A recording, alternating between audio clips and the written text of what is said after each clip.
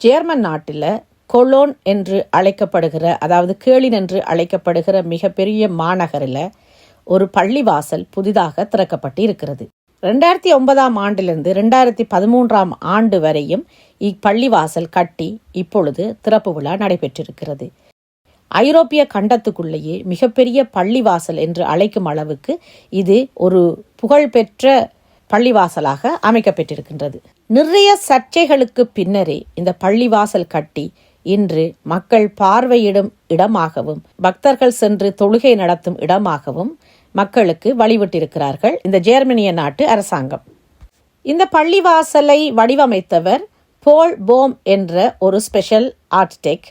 இவர் அதிகமாக தேவாலயங்களை அமைப்பதில் சிறப்பு பெற்றவராக இருக்கிறார். இதனுடைய கட்டிட அமைப்பின் முறையை ஓட்டோமன் என்று அழைக்கப்படுகிறது. அதாவது பள்ளிவாசல் சீமெந்தாலையும் கண்ணாடிகளாலும் கொண்டும் அமைக்கப்படும் முறையாக இந்த முறை செய்யப்பட்டிருக்கிறது.